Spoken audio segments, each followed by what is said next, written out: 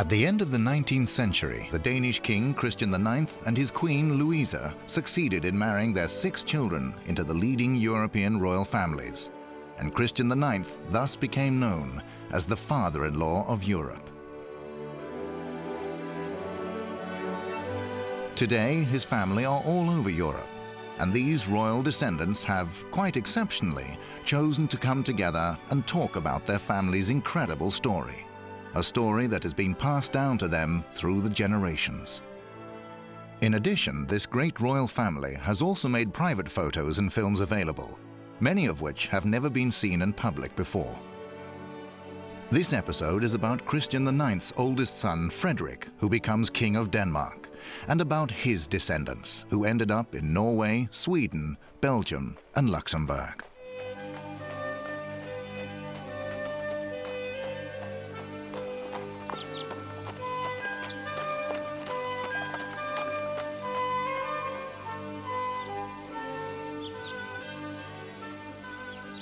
Denmark, 1853. Prince Christian, Princess Louisa, and the 4 children they have had so far live a relatively modest existence in the Yellow Palace. Via convoluted paths, the German Prince Christian has just become heir to the throne of Denmark, which means that his son Frederik can now also look forward to becoming king. Instead of the usual practice of being educated at home by his parents, Prince Frederik is now sent to a private school. So this was a new way of thinking, you might say, but it nevertheless gave the coming king a better impression of how society and ordinary citizens were thinking and living. But the shy Frederik does not get along with his schoolmates. They tease him. It was not that easy in the beginning because he had quite a German accent, so he needed to work on his language as well in those days. In 1863, Frederik's father became King of Denmark. His brother, Wilhelm, became King of Greece, and his sister, Alexandra, married the heir to the British throne. Crown Prince Frederik begins studying politics at Oxford, and this allows for regular visits to Alexandra and his brother-in-law, Edward. During these visits, Frederik and Edward's sister, Helena, become interested in each other. But when Helena's mother, Queen Victoria, hears about it, she immediately puts a stop to the relationship. Instead, attention is turned towards Sweden, where the Swedish king's daughter, Princess Lovisa, is 16 years old. Christian IX sends a telegram to the Swedish king saying that his son would like to visit them. A week later, Frederik travels to Sweden, and 4 days later, the marriage has been arranged. The tall, intelligent Lovisa is an excellent match on paper. She came with so many jewels from Sweden at the bride that she covered, when they were all put together, a huge billiard table. You know the size of a billiard table, it's from there to there, full with her jewels.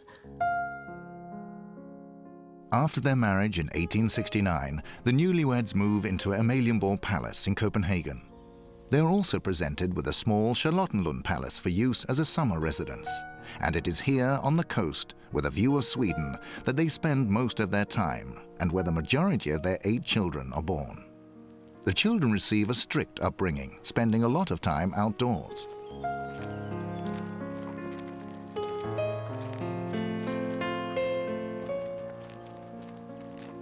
Every morning they walked from Amalienborg out to Charlottenlund, probably just under 10 miles, the whole thing, out and back again, about 10 miles, before breakfast. My grandmother didn't enjoy it. Princess Lovisa, in particular, has a major influence on the children's upbringing. Among them, there is a future king of Denmark and a future king of Norway. She was very strict with her children, and she ran after them with a stick. And then they had a good hiding place because their father, he had a writing desk, so they could go under the desk and hide behind. And then he could calm his wife down, hopefully. The children do not dine with their parents. Until they were 18, they had their meals in the children's dining room. And my grandmother always had veal cutlets with potatoes and spinach. Every day, 7 days a week. Princess Lovisa, who has lost both her parents, feels very lonely in Denmark. She was not very beautiful. She wasn't pretty. And, of course, Queen Louise was charming, lovely, beautifully turned out. Her 3 daughters were charming, lovely, beautifully turned out. They were actually beauties. And here comes this tall, not very beautiful woman. And I think she had a very hard time, actually. She was never very much loved by anybody in the family. Lovisa seeks comfort in the Danish Evangelical Home Mission, and husband and wife begin to live separate lives. Frederik spends most of his life waiting to become king because his father lives to be an old man. I don't think Christian IX gave his son much possibility of showing himself alone. He was probably rather under the thumb and great influence of Christian IX.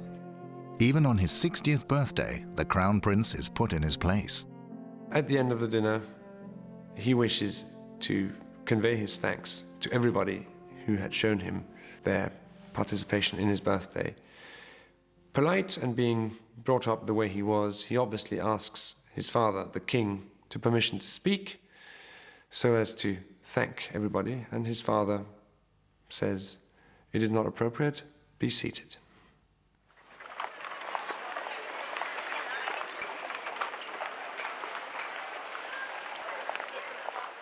Christian IX dies in 1906, and his son and daughter-in-law now ascend to the Danish throne as King Frederik VIII and Queen Lovisa. A few days after Frederik VIII's coronation, his daughter Louisa dies unexpectedly. It was very sad that night because they were all, full of tears and very, very, very, very down like that. She was only 31 when she died. Meningitis she had, and they couldn't save her, unfortunately.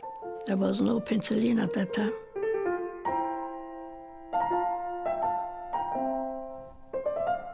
The royal couple still have 3 daughters, who their mother attempts to keep strictly in line. When skirts were rising and off the floor, Queen Louise did not like her daughters to have short dresses.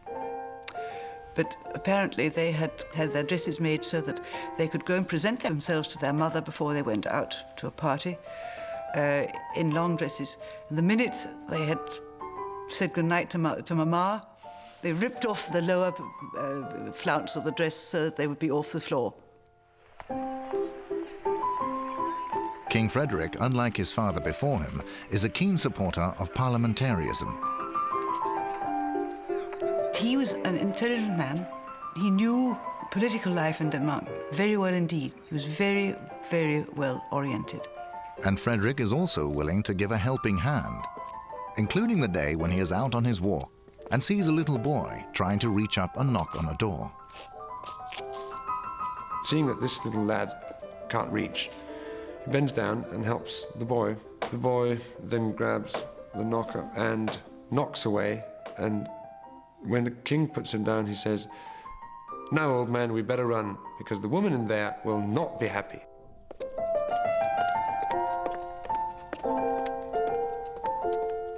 His fate was a bit unfortunate, you might say, and he's only remembered by his death, so to say, which is too bad, because he was definitely a very a kind and profound person.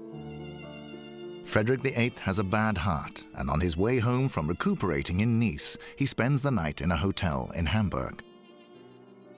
Here, later in the evening, he goes out without telling anyone. But the king suddenly falls ill, and he collapses unconscious onto some steps.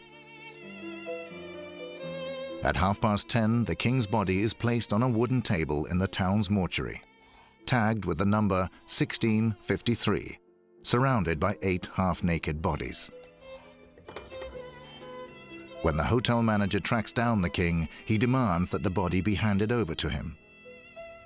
Initially, the cab driver refuses to drive with the body, and it's only when the hotel manager offers the cabbie a gold coin that he accepts the fare. At 4 a.m, the body of the dead king is laid out on a random bed in the hotel.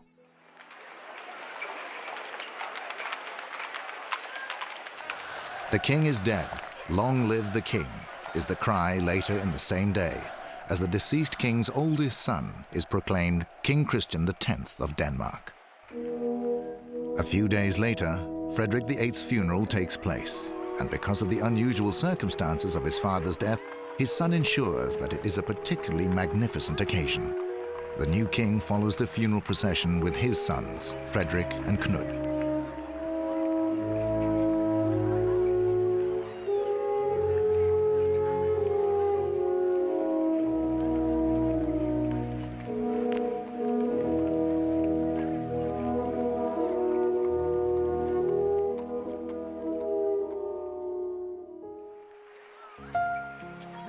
Christian X experiences 2 world wars during his reign.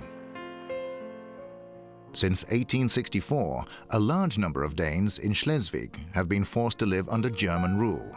But at the end of the First World War, a referendum is held to fix the border between Denmark and Germany. And in 1920, North Schleswig returns to Denmark. One day in July, King Christian X, on his white horse, rode over the old frontier into the reunited Schleswig or Sønderjylland, which was I think, a pivotal point for him and certainly very, very important for everybody in Denmark.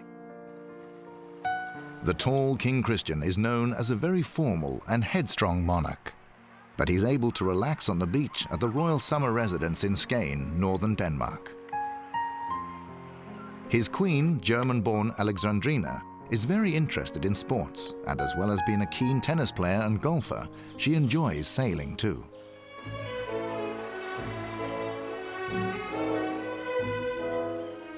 The pair's oldest son, Crown Prince Frederik, is much warmer and more down-to-earth than his formal father. He is an officer in the Navy and loves life at sea. On the land, the Crown Prince's great passion is cars. He was given his first car at the age of 18, and even though he has a chauffeur available to him, he much prefers to drive himself. In 1922, Frederik is briefly engaged to the Greek princess Olga, who is also a descendant of the father-in-law of Europe. I suppose my father had sort of looked around here and there, hoping to meet a young lady of a royal house, with the way it was still in those days, more or less foregone conclusion. But he met my mother, and that was it.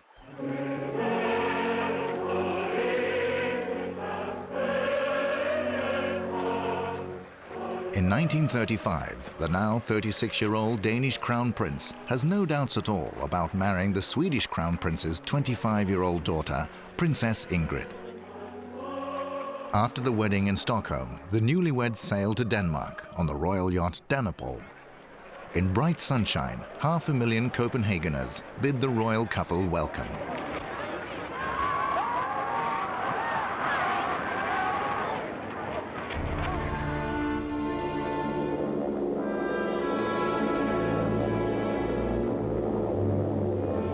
On the 9th of April 1940, Denmark is occupied by German soldiers. My grandfather had his habits, and nothing was going to break his habits, certainly not the German occupation. So every morning, as he always used to do, he got on his horse and he went for a ride round Copenhagen. And that continued, and that became symbolic for people. On one of his morning rides, the king falls from his horse and has to spend the last 2 years of his life in a wheelchair.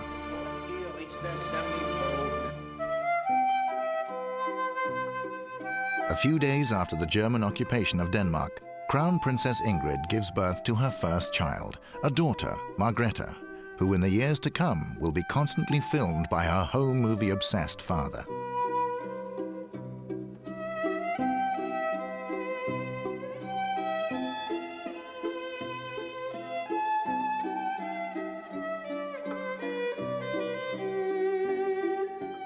The next few years see the birth of 2 more princesses, first Benedicta and then Anna Marie.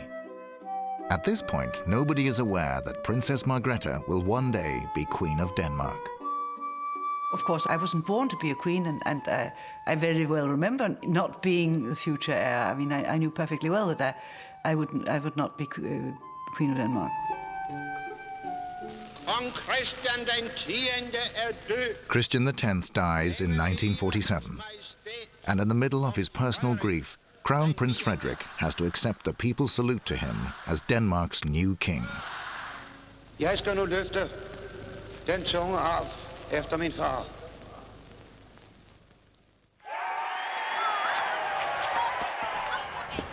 Frederik IX has the ability to be both royal and down-to-earth at the same time. Down to earth and the capacity to be able to speak to anybody. I mean, the man in the street would say sort of, "Hi, Frederik," as he drove past in the car. The king has a very special interest, trains. He loved the trains, and he had all the timetables, all the books, and he always knew when trains were arriving and trains were leaving.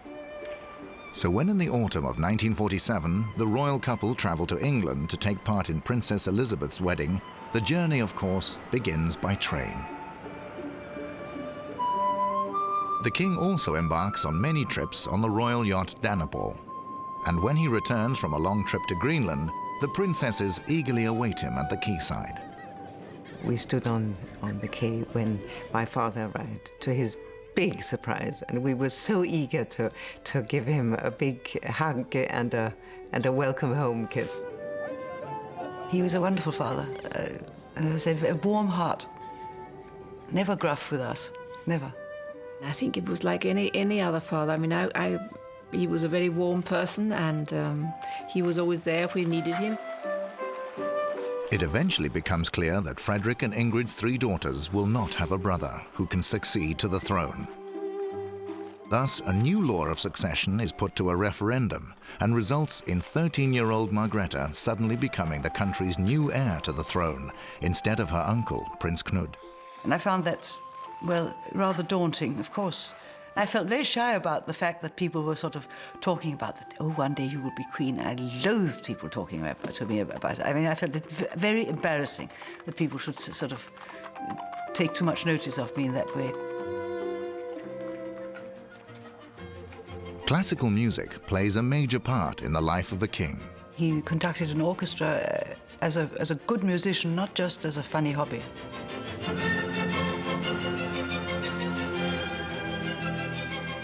We'd often seen my father practice in front of the gramophone at home, where he would use to practice, of course, standing up in front of the score.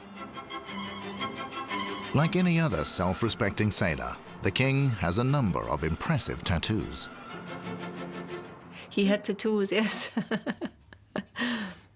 I think he'd had them done, I think in England, actually, when he was quite young.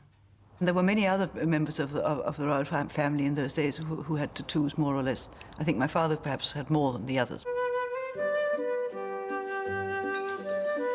As the first Danish king to do so, Frederik IX chooses to remain outside of politics, and the royal family is now more of a role model for the ideal middle-class family.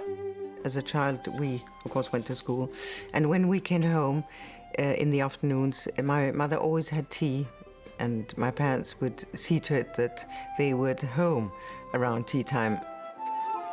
The youngest of the princesses, Anna-Marie, is only 15 years old when she decides to marry the future king of Greece, Crown Prince Constantine. Yet King Frederik will not allow the pair to marry before the princess turns 18. This happens the 30th of August, 1964, and 3 weeks later, a sumptuous wedding takes place in Athens.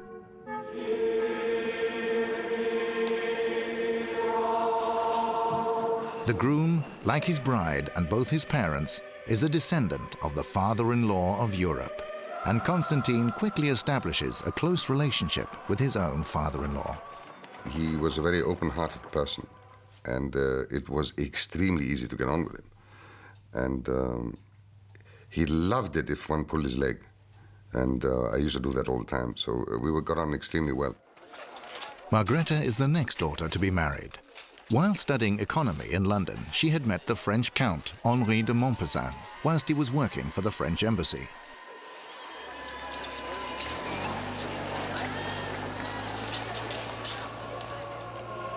The heir to the throne thus broke with the tradition that required the future regent to find his or her spouse from within a royal or noble house. Benedicta is the last of King Frederik's children to marry.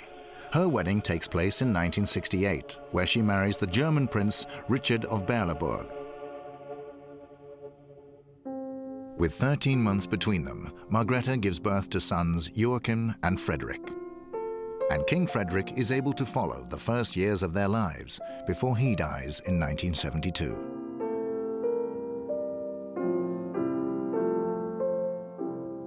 The regent in Denmark, one of the world's oldest monarchies, is now called Queen Margrethe II.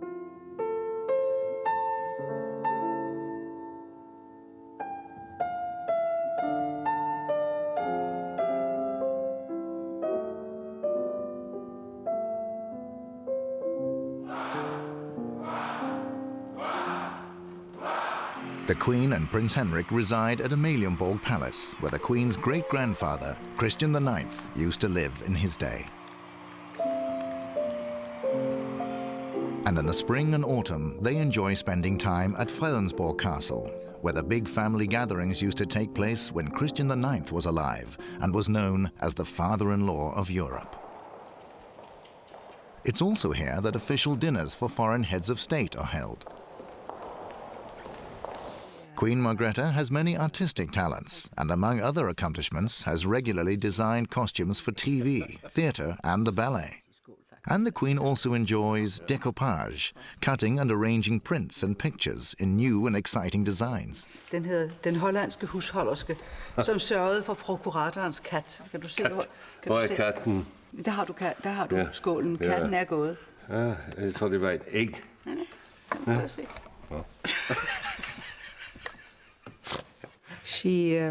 She has this wonderful gift of drawing, colors, painting. I mean, everything she touches from an artistic point of view comes out brilliantly. And it's an enormous relaxation for her in a way too, because she can do her artistic life and her official life, and she can cut off completely from the official life when she's being an artist.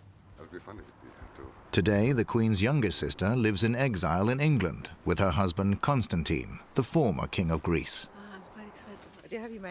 And since her marriage to Prince Richard, Princess Benedicta has lived in Berleburg, Germany.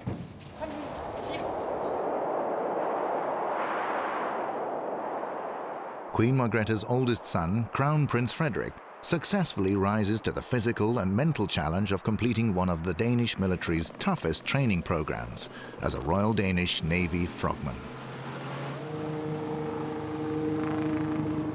He has a university degree and is a captain in the Royal Danish Air Force. In 2000, the Crown Prince completes a 3,000-kilometer journey in the harsh environment of Greenland. The 4-month-long expedition is carried out on dog sled. When the Crown Prince one day takes over from his mother, it will be as King Frederik X. Crown Prince Frederik's younger brother, Prince Joachim, is an agricultural college graduate, and he now farms the land around Schackenborg Castle, where he lives with Princess Alexandra and their children. Skal farmor have en stor fisk? Er den det til farmor? Ja. Den er flot. Jeg fandt den!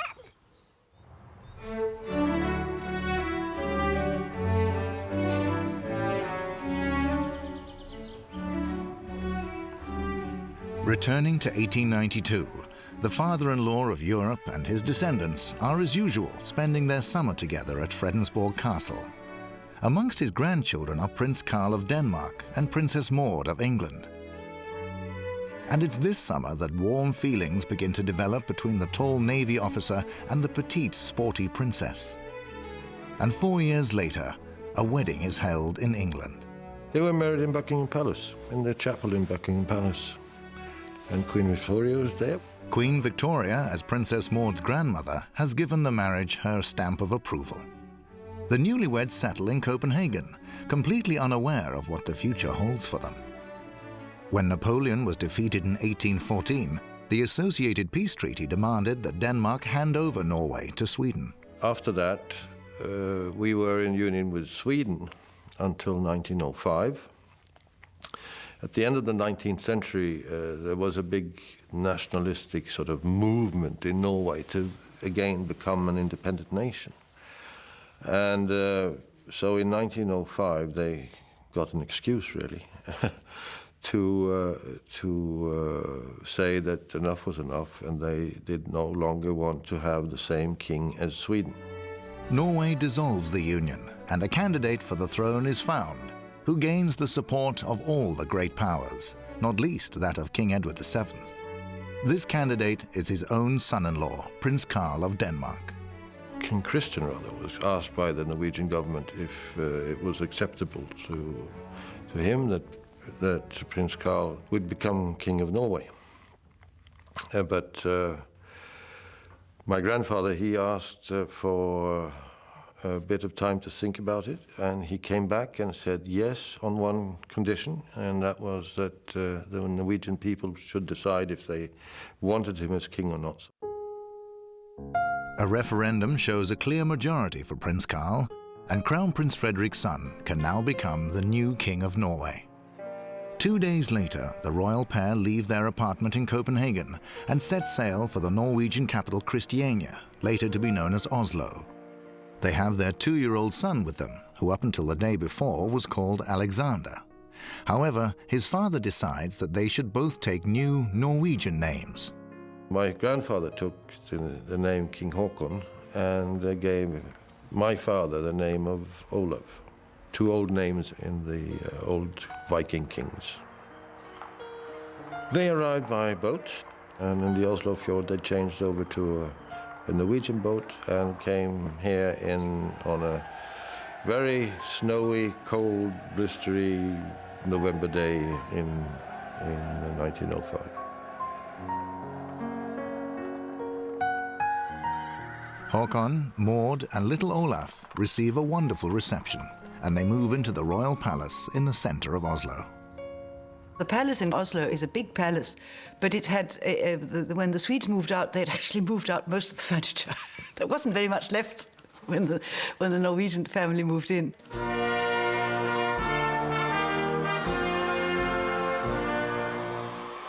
Norway has a royal family again for the first time in 500 years. And the following summer, King Håkon and Queen Maud are crowned in a sumptuous ceremony held in Trondheim Cathedral.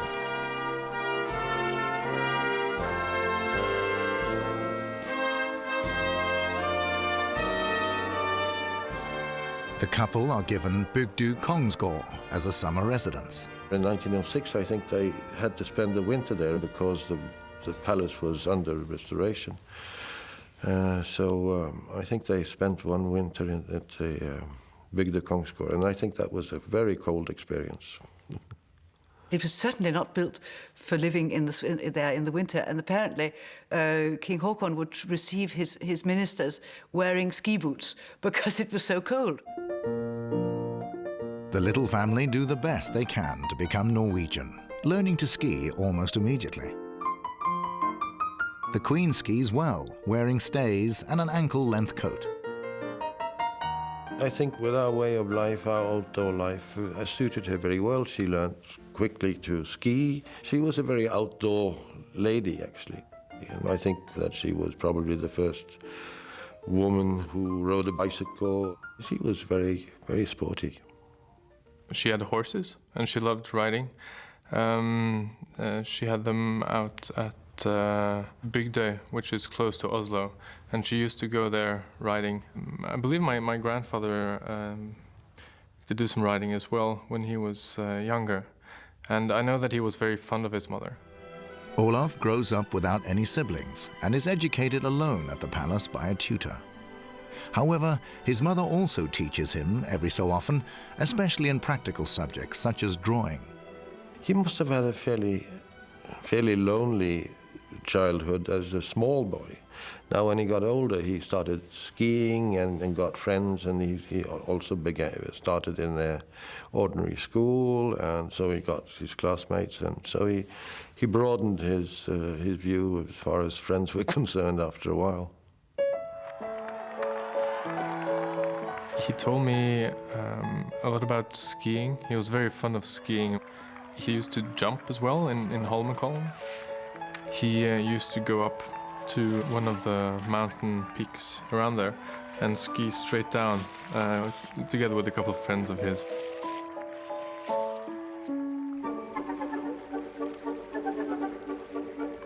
Crown Prince Olav has a great interest in sailing, and when he is in his mid-20s, the Olympic Games are held in Holland. They had trials in Norway before they picked the boat that was going. He won the trials,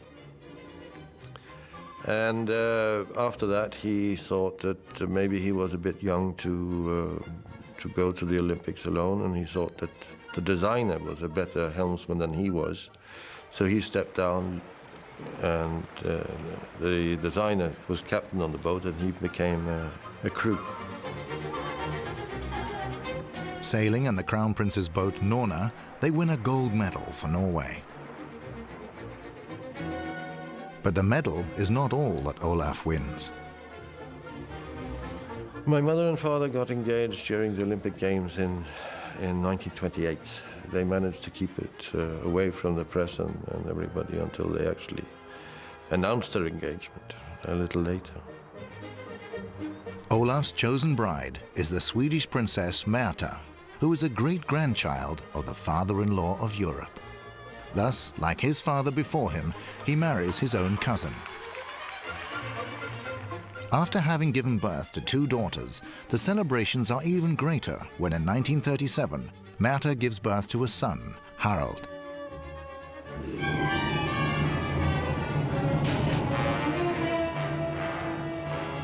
Norway, like Denmark, is invaded by the Germans on the 9th of April 1940. We then packed in a hurry, left our home, and drove very, very fast into town, and got away like that. We took a train away from Oslo, and because they managed to actually sink the cruiser that was coming in the fjord, it delayed the Germans enough to let us and the government and parliament, parts of it anyway, to get out of Oslo before the Germans actually occupied Oslo. Initially, the king and the crown prince seek safety in northern Norway, but 2 months later, they flee the country and are forced to spend the next 5 years abroad. My grandfather and father went to England, stayed in London during the 5 years. My mother and my 2 sisters and I, we went to America. We stayed in a house just outside of Washington, D.C.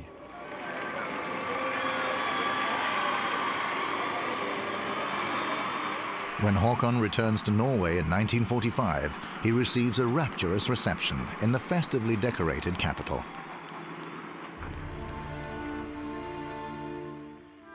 King Håkon dies in 1957, aged 85. Norway's monarch is now called King Olav V. On his ascension, the new king has already been a widower for many years.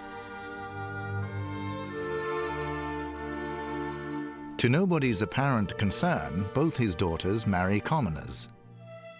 But there is a great resistance when Crown Prince Harald announces that he intends to marry Sonja Haraldsson, the daughter of a Norwegian manufacturer. The couple must wait for 9 years before the king finally gives his approval. After the wedding, the couple return to the palace in an open car. It was overwhelming, the way people actually cheered us up the main road and up to the palace. It's really unbelievable. After having sent the newlyweds off on their honeymoon, the wedding guests overnight out of town. So the next morning, the surprise was quite big when we went into the dining room to have breakfast with all the guests. They didn't know anything. So that was great fun. And we walked out of the main door with rucksacks on our backs and went up into the mountains.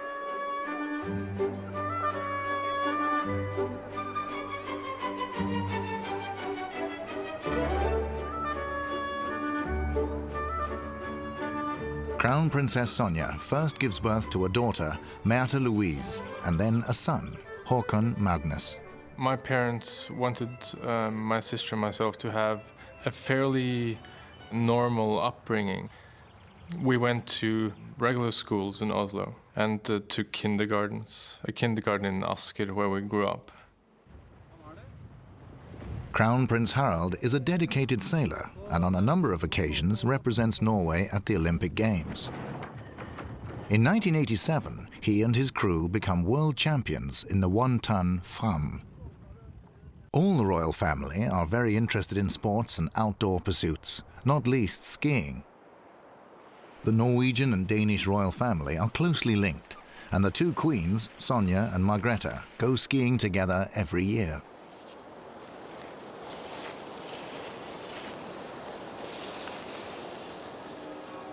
King Olaf dies in 1991, and his son now ascends to the throne as King Harald V.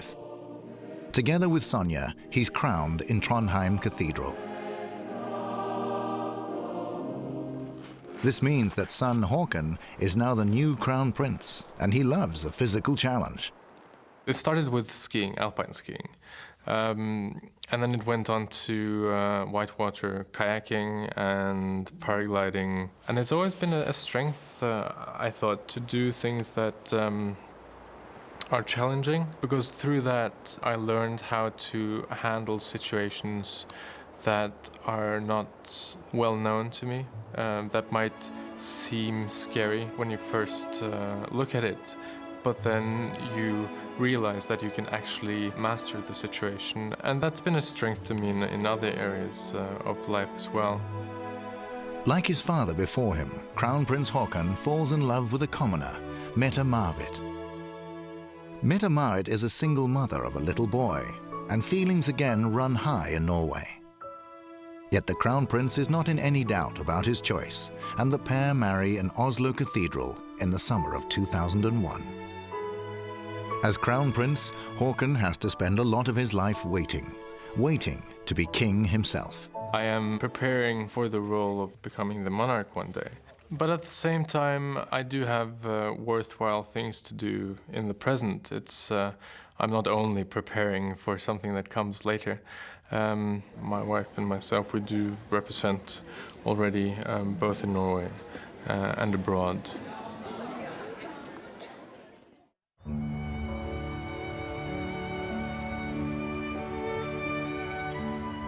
Back in Denmark in 1896, the woman behind the father-in-law of Europe, Queen Louisa, is once again involved in the process of deciding who is to marry whom.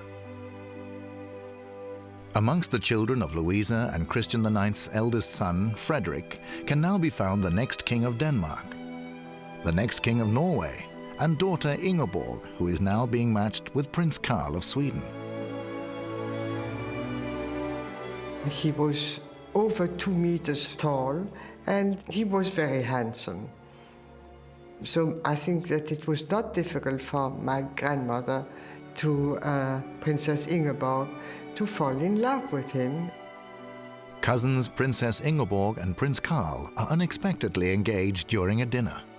Christian IX, her grandfather, hit his glass and said, "It's a great joy for me to declare the engagement between my granddaughter Ingeborg and Carl of Sweden." His first remark was, "It shouldn't be before tomorrow." And my grandmother was flabbergasted because she'd never heard of it before. When she was a child, Princess Ingeborg's father had demanded that she and her siblings walk many kilometers every day. So when she married and she got to Sweden, she never walked anymore. And she said, "No, I'm not going to walk in the garden. I walked enough when I was a young girl.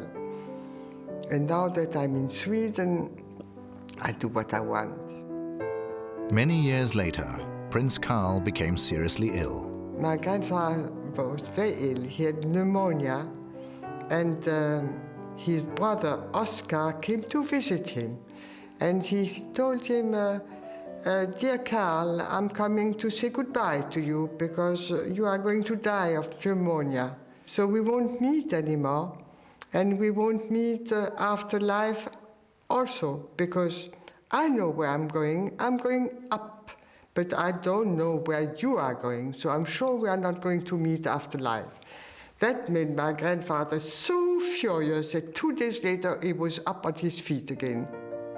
In the years between 1919 and 1929, Prince Carl and Princess Ingeborg's 3 daughters all marry well. Princess Margareta marries the Danish Prince Axel, who, like herself, is a descendant of the father-in-law of Europe.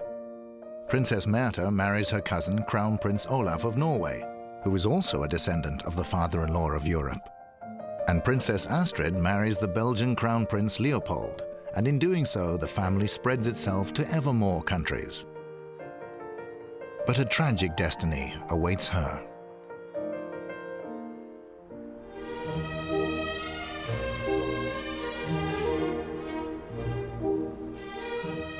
After the marriage in Sweden in 1926, Crown Prince Leopold hurries back to Belgium so he can receive his new wife when she arrives by boat. And when she came down, dressed in white, the gangway, he ran to meet her halfway. And I think it was maybe the first time that you saw a young couple embracing in public in 1926.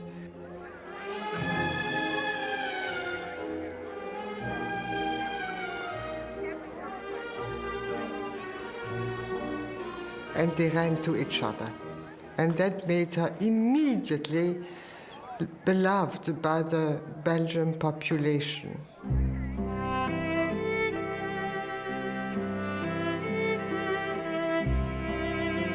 Both the newlywed couple and King Albert and Queen Elizabeth are keen mountain climbers. But in February 1934, a tragedy occurs.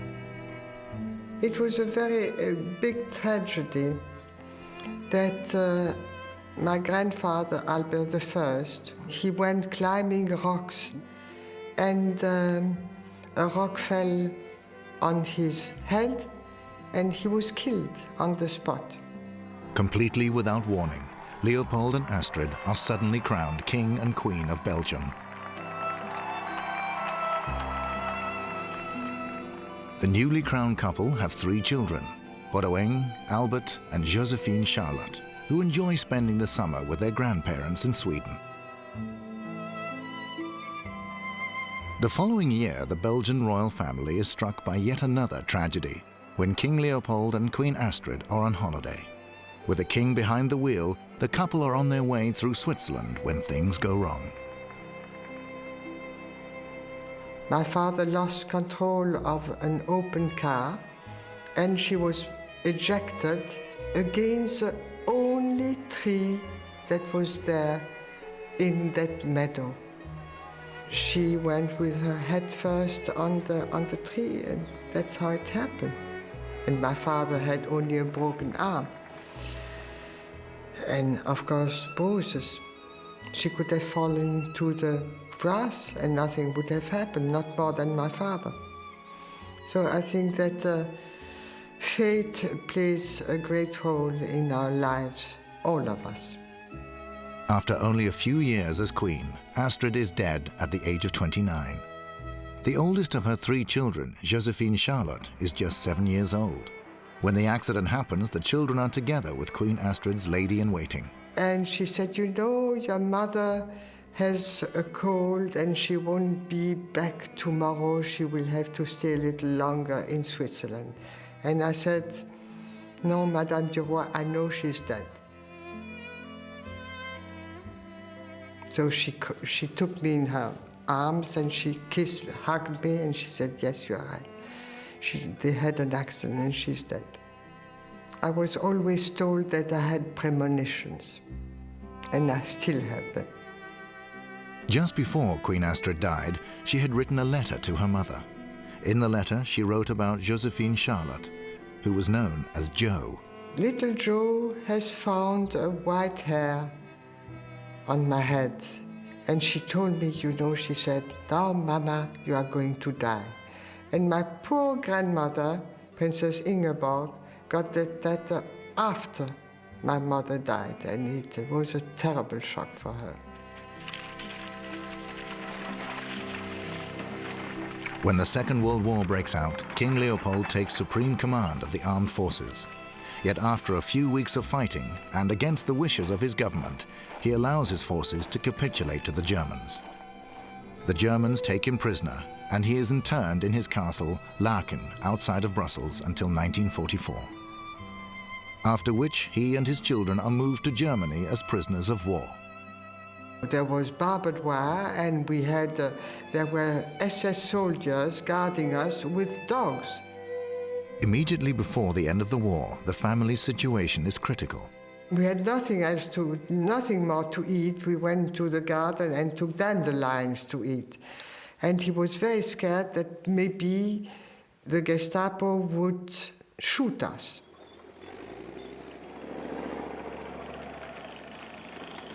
But on the 7th of May, 1945, the family is liberated by American soldiers. We got rations from the Americans, and that was fantastic. I had never tasted peanut butter in my life, and I was given a tin of peanut butter, and I ate the whole tin. I was very sick after that. After the war, a large part of the family gathers in Sweden to celebrate Ingeborg and Carl's golden wedding anniversary. I met an old man who had big white moustache, and he was very sweet with me. And my grandmother said, "That's my favorite cousin. He's called Goggy, Uncle Goggy for you." And so I said, "Uncle Goggy, how nice to meet you." And I had a long dress, one of my first ones, with a décolleté. And Uncle Goggy took his teeth off his mouth and started to run after me and to put his teeth into my décolleté. So I said, Uncle Axel, save me from Uncle Goggy, that old man who wants to throw his teeth into my décolleté." That was my first impression of the Scandinavian family. They were always making tricks. King Leopold earned the reproach of the Belgian people for having surrendered to the Germans so quickly. And his popularity is not increased when he remarries, this time to a commoner. King Leopold is forced to abdicate, and he leaves the throne to his 20-year-old son, Prince Boudewijn. 9 years later, the Belgians also get a queen, when Boudewijn marries the Spanish-born Fabiola. The marriage is widely celebrated, but the couple do not have any children. And when King Boudewijn dies in 1993, he is followed by his brother, the current King Albert II, and his Italian-born wife, Queen Paola. The Queen and King Albert have a very close relationship with their children and grandchildren, who they spend a lot of time with. Their son, Crown Prince Philip, will one day replace his father on the Belgian throne. A large number of the descendants of the father-in-law of Europe gather together to celebrate the wedding of Philip to his Belgian-born fiancée, Mathilde, in December 1999. And the future succession is guaranteed, as it's already been decided that Philip and Mathilde's daughter, Elizabeth, shall one day be Queen of Belgium, and as such, become the country's first female monarch.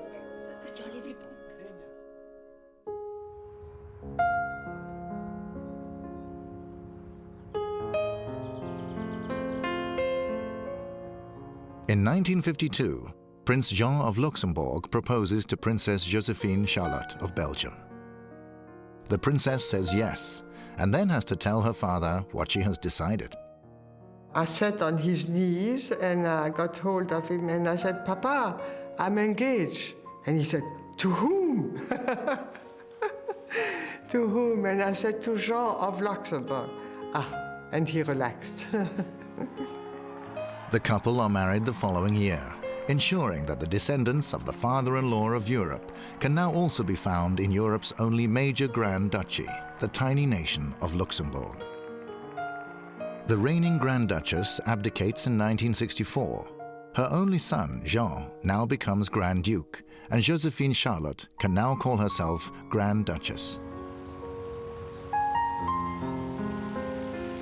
The Grand Ducal couple sit on Luxembourg's throne for the next 36 years. But at the turn of the millennium, the Grand Duke chooses to abdicate and turn the throne over to his son, Henri. Grand Duke Henri is married to the Cuban-born commoner Maria Teresa Mestre, and they have a total of 5 children, so the succession is definitely secure.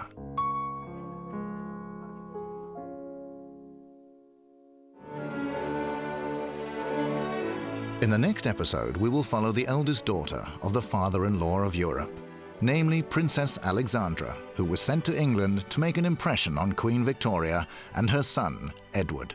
The miserable young Princess Alexandra came on her own, without anybody to accompany her, all the way to Osborne, where she spent a day or two with Queen Victoria. She must have been terrified.